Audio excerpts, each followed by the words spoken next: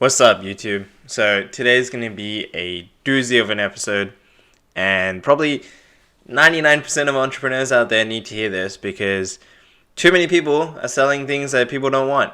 And even though they may know what product market fit is, they may get complacent or be ignorant to it, or just overall not give a shit about it, quite frankly.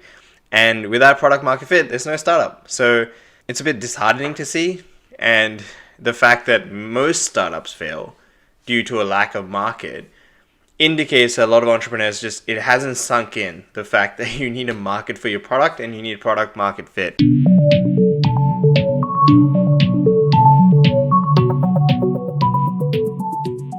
Personally, it really grinds my gears when people build shit that no one wants. Literally no one wants it, and they won't give up on it just because they feel that they've spent so much time and effort into it that it's valuable to someone. Okay, yes, I've done it too in the past. It happens. People get carried away with ideas, and obviously it's difficult to let go of things at times, but sometimes you need to really call it quits and understand when there is no product market fit. Either the market needs to change, or the product needs to change, or something needs to change, right? But beyond that, I think people don't really understand what true product market fit is.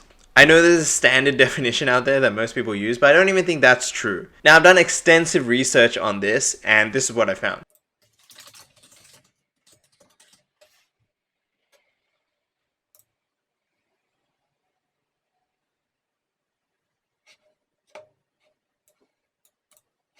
Don't worry, I did more than Wikipedia. I looked at a couple of different definitions, but they all kind of run along the same vein. So in this sense, we're going to use the Wikipedia definition, which is the degree to which a product satisfies a strong market demand. Okay, so there's a lot of issues with that definition. But let me give you a couple of case studies and a couple of issues with that definition so we can then create our own definition. Let's create a better definition for product market fit so we as entrepreneurs can do better. But before I talk about the issues, I think we really need to discuss what this even means. So some people may not even know what that definition means. And essentially all it's saying is that product market fit is a measurement. So it's the degree to which a product satisfies the underserved needs of a market. So generally when you talk about product, you're talking about the user experience, the feature sets, the value proposition, and how well that meshes with the underserved needs of a target customer, right? And so the example could be like toothbrushes fill the need for people that need oral hygiene because of diseases that may be caused from that issue.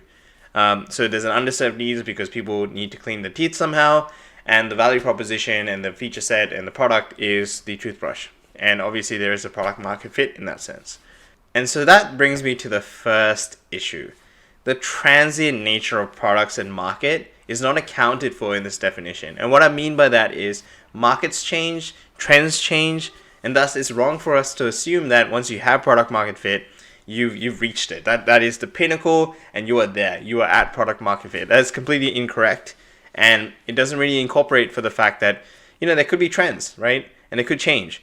For example, if we somehow figured out a way to clean our teeth without brushing teeth, and you just click a button and it does it for you, or there's like a chipset in your mouth, then there's no longer product market fit because there's no need for the toothbrush anymore. And so things change, right? When I say market, the competitors could change. There's so many different factors that can change this entire predicament. Let's consider a few more examples. Let's consider this. Company A is targeting market A, but the market is extremely niche and the founders are running out of customers each and every day. It's profitable, but less customers each and every month. The second example is company B is making negative margins but growing exponentially, and thus losing money on every new user, but has exponential growth curves. In this sense, they may have an acquisition cost where it costs them to get a particular customer at $2, but they only get $1 revenue from that customer. So they lose money on every single deal. And so even though they're growing, they're not actually making any profit. But hang on, it seems like the definition doesn't really account for profit margins and negative margins. It doesn't even account for the growth of the market or the shrinking of the market. There are certain things that don't really add up. And here's what really bugs me about the fact that there is no incorporation of sustainable sales or profit margins or negative margins into the definition, because it just assumes that I could create a product. Let's say my product is a $200 gift voucher, and I'm now selling it for $50, right? That doesn't make any sense. Yeah, I do have product market fit because a lot of people want that. Who wouldn't want that deal? But that's just charity, right? Do charities have product market fit? Are those customers or those beneficiaries? And so the fact that this is not really accounted for is a big issue. And then when you get to the first example where the market is shrinking, is that really a good product market fit? I mean, eventually you'll lose product market fit because you're not sustainable. And so Mark Andreessen's definition includes a good market. And you need to have a good market to have product market fit, i.e. something that's growing, something that's big enough to, keep you engaged for a long period of time, etc. Next, the other thing that really irks me about the definition from Wikipedia is the fact that it says the degree to which you have product market fit, right? And Michael Seibel says it really well from Y Combinator, and he states that product market fit is not flexible or up for debate. It's very much black and white. You either have it or you don't. You don't have a degree to which you have product market fit. You either have product market fit or you don't, right? And it's not just the fact that it's black and white, it's also transient. So you can go into it and leave it very, very quickly, right? You could have product market fit for a few days and then realize in a few more days you ran out of customers, or when you scaled your operations, you now run into negative margins, therefore you don't have product market fit.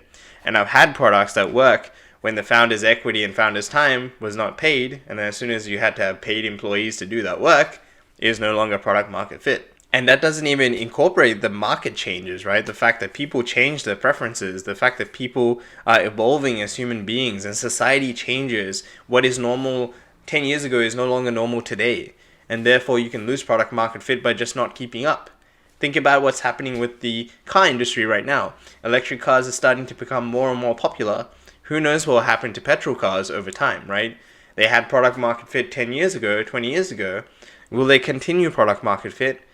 I don't really think so. So let's try this again. Let's create our own definition for product market fit. And here it is. Product market fit is when a product meets a market demand sustainably and with the ability to scale within the market at this current point in time. It seems a little bit wordy, and if you guys have a better way of wording this, I would love to hear it in the comment section below. But essentially what I'm trying to incorporate is the fact that it is a state that can be changed, right? It can be lost, it can be gained. It needs to be sustainable in the sense that it's profitably done, and you can continue that effort over a long period of time. And you have the ability to scale within the market, like you can grow. If you can't grow and you're losing every month, then theoretically you don't really have product market fit. So there you have it. That's our upgraded version on product market fit. I hope you enjoyed the video, and I hope you start striving for this every time you create a company, because it's extremely important. So if you enjoyed that video and you're really thinking about how to get your costs down so you can make sure you have product market fit, then you may enjoy some of the other videos I have around no-code development. The whole idea is to make sure that you don't pay thousands of dollars or tens of thousands of dollars to developers to build applications for you, and you can achieve product market fit very quickly and cheaply. And so the reason why I talked about product market fit, even though this channel is going to be very much dedicated to no code, is because it's a very important step. And as an entrepreneur, I believe no code is going to be one of those keys that will allow you to achieve product market fit very, very quickly. So I release videos every week, and if you want to learn more about no code, click that subscribe button and leave me a comment below. Let me know if you have an alternative definition for product market fit, or if you agree or disagree. Let's start a conversation. See you there.